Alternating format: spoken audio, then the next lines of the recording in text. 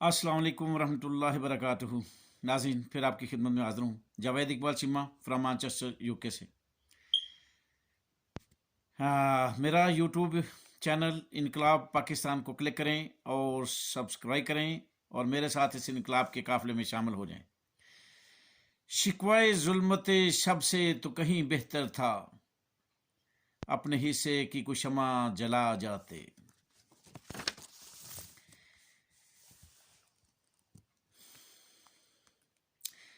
ले जाएंगे तुमको भी बहाकर गहराई में, दरिया के किनारों से मेरा जिक्र न करना।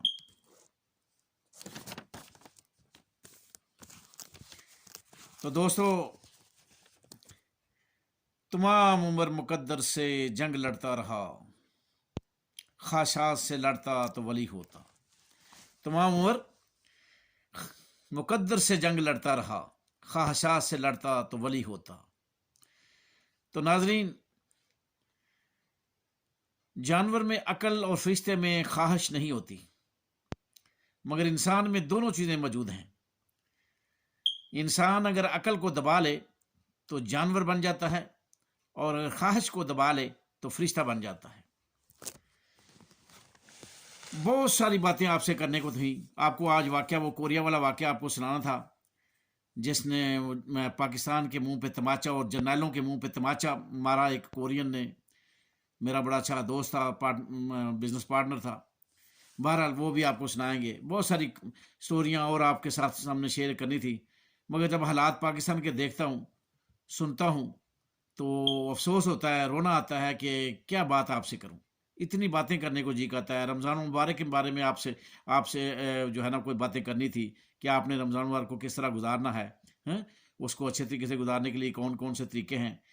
तो सारी बातें बीच में रह जाती हैं। जब पाकिस्तान की कोई खबर मिलती है या पाकिस्तान की खबर सुनते हैं तो दिल खून के आंसू रोता है। तो अभी जो कुछ हो रहा है, हम जितनी मर्जी इसमें जो है ना हालात हाजरा पे बात कर लें, जितनी जो मर्जी हम जो है ना वो इस पे जितनी मर्जी कालम लिख लें, जो मर्जी तज्जिए कर लें, हैं?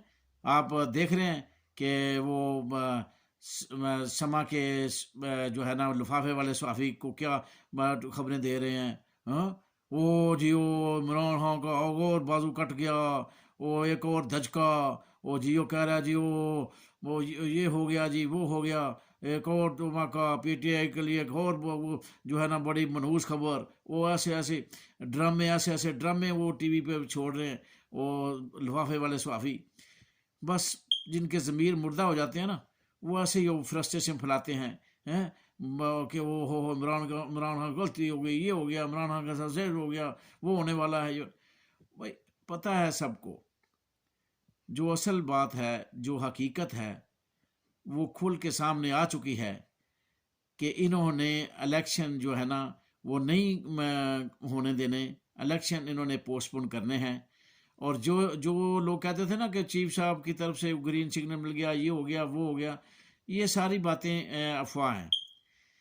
जब तक इस चोरों के टोले को, लुटेरों के टोले को और इन सफाक कातलों के टोले को, पीडीएम के टोले को, जब तक आशीर्वाद हासिल है ना फौज की, इस्टेब्लिशमेंट की, ये जब तक जनरल आसम साहब और डर्टी हैरी जैसे दो चार लोग हैं, तो जब तक इनकी आशीर्वाद इनके साथ है, ये अकड़े रहेंगे। इनका अकड़ टूट जाएगी, इनका गरूर जो है ना ख़त्म हो जाएगा, तकब्बर ख़त्म हो जाएगा, इनकी सारी जो है ना शान बान मिट्टी में मिल जाएगी अगर वो इनसे अपना हाथ उठा लें तो। मगर असल बात क्या है कि वो भी जो है ना इस वक्त इनके साथ मिले हुए हैं, और वही जो चाहते हैं ना वही हो रहा है। क्योंकि अकेले अगर ये चोरों का टोला को फैसला करना चाहता ना कि हम इलेक्शन की राह में रिकॉर्ड बनेंगे, तो नहीं कर सकता था, जब तक इनका साथ जो है ना वो इस्टेब्लिशमेंट न दी। तो अब जो जो कुछ हो रहा है, ये आसान न्याजी को गिरफ्तार करना और फिर हमला करना, और ये एक तो बात तय है कि लोगों को ना महंगाई के वो दूर रखना चाहते हैं, कि महंगाई के जो है ना वो इनके जहन में बात ना आए। और जो मुल्क में आग लगाई हुई है इन्होंने, महंगाई की, चोर बाज़ारी की, उससे नज़रें उठा के हमेशा इमरान खान के ऊपर हमला और गिरफ्तारियाँ और वारंट इस तरह का शोशा छोड़ते रहे। मगर अभी शोशे से बात आगे निकल चुकी है। अभी इन्होंने हर हालत में जो काम करने हैं वो सामने नज़र आ रहे हैं।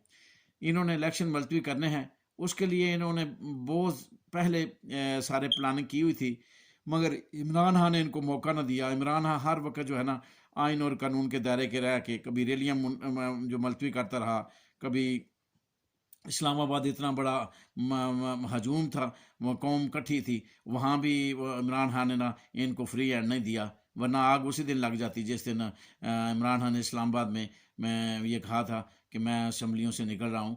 अगर उस दिन जो है ना वो फैसला आवाम के हाथ में दे देता तो काम हो जाता। मगर वो इमरान खान हर वक्त जो है ना आइन और कानून के दायरे में रह के बात करता है, और उसके दायरे में रह के वो चाहता था कि बच जाए। मगर जब उसके बावजूद उसके ऊपर सेंचुरी पर्चों की हो चुकी है, तो फिर मेरे ख्याल में अब पीटीए के लिए कोई रास्ता नहीं रहा। पीटीए के लिए सारे रास्ते इन्होंने बंद कर दिए हैं। अब जो ये चाहते हैं ना वो होकर रहेगा। ये चाहते तो बहुत पहले थे कि लाशें गिरें और हम जो है ना वो बड़ी आराम से तसल्ली से इलेक्शन को मुलतवी कर दें, क्योंकि 95% जज जो हैं और ब्यूरोक्रेट जो हैं, ब्यूरोक्रेसी और दूसरे अदारों के सरबराहान, वो तो सारे शरीफ ख़ानदान के पेरोल पे हैं। तो 5% जज जो है ना वो क्या करेंगे? अब वकला को निकलना पड़ेगा, वकला को मुकम्मल तौर पे अवाम के साथ निकलना पड़ेगा, क्योंकि अब आखिरी ओवर है ये, आखिरी बस इसमें वो अगर श्रीलंका वाले हालात नहीं बनते, अगर कौम नहीं निकलती, अगर अब जलाओ गिराओ इसके अलावा कोई चारा नहीं है। अब मार्केटें बंद, वो जब तक श्रीलंका वाले हालात उससे बदतर हालात नहीं होंगे, ये जो उस वक्त मंजरामा हो रहा है ना, इसका मेरे सामने तो एक यही तजिया नज़र आ रहा है कि ये लातों के बूथ हैं, ये बातों से नहीं मानेंगे। और अब जो है ना सूरत हाल अगर इस हद तक गई, श्रीलंका वाले हालात हुए, तो फिर इमरान खान और पीटीआई बच सकती है, वरना इमरान खान भी गया और पीटीआई भी गई, और हम सब जो है ना वो 200 साल और मज़ीद किसी नए लीडर की तलाश में सरगर्दा रहेंगे, और फिर इनकलाब नाम की कोई चीज़ नहीं रहेगी। फिर मुल्क की तकदीर के साथ यही बिल्लो रानी और ये सर्जरी वाली नानी खेलेंगी। अल्लाह अल्लाह खैर सलाह, क्योंकि अब जो कुछ हो रहा है, जो कुछ सामने है, वो तो सामने ये नज़र आ रहा है, उसका तो अब इसके अलावा तो और कोई चीज़ सामने नज़र नहीं आ रही। को नज़र आ रही हो तो फिर आदमी उस पर बात करता है। अब इसके अलावा कोई चारा नहीं है। ये इलेक्शन मुलतवी होने हैं, उसके लिए लाशें गिरानी हैं। अब इमरान खान को इश्तिहाल दिलाना था, बार बार ये इश्तिहाल दिला रहे थे इतने देर से, और वो ठंडे तरीके से सुलझे हुए अंदाज में इनसे जो है ना वो बात कर रहा था, और सुलझे हुए तरीके से कोर्टों में जा रहा था। मगर अब हालात जो है ना वो इस तरफ चले गए हैं कि अब पीटीआई के जो लीडरान हैं, जो पीटीआई के मोतबर हल्के हैं, उनको इस बात की तरफ जो है ना वो निकलना पड़ेगा कि अवाम को कॉल देनी पड़ेगी कि बस अब बस हो गया, इंतहा हो गई, अब इसके अलावा कोई चारा नहीं है कि इनको पकड़ो, इन हुक्मरानों को, और इनको खुद जो है ना जो है ना इनके साथ इंसाफ करो। अदालतें तो इंसाफ करने से ग्रेज कर रही हैं, बल्कि अदालतों के पास अब कोई चारा का रह ही नहीं गया। अगर 2-4% जज हैं भी, तो वो बेचारे वैसे ही सहमे हुए हैं, उन्होंने क्या करना है। अगर वकला की भरपूर तादाद जो है ना वो उनके साथ यकजहती शुरू कर दे, तो शायद वो 2-4 जो हैं वो अपने पाँव पे खड़े रहें। मगर इतने बड़े बड़े हाकिमों के सामने खड़ा होना, अब क्या करेंगे वो बेचारे। तो 95% तो पहले ही जज बिक चुके हैं, वो तो सीधे सीधे बयानात भी दे रहे हैं, सब कुछ आवाम के सामने है। जो बाकी 2-4 रह गए हैं, तो उसके अलावा अब कोई चारा नहीं।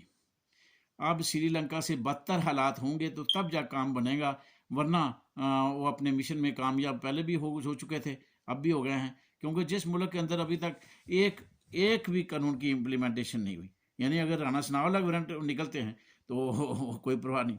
अगर वो प्रोटोकॉल वाली नानी सर्जरी वाली इस्तेमाल करती है, जो करती है, वो उसके अलावा कोई एक्शन, उसके खिलाफ कोई एक्शन नहीं होता। तो इसका मतलब है सिर्फ एक ही बंदा है, एक ही पार्टी है जिसके खिलाफ एक्शन होना है, और उसके खिलाफ जो है सारे पर्चे भी दर्ज होने हैं, और उसके खिलाफ सब तादीबी कार्रवाइयाँ भी होनी हैं।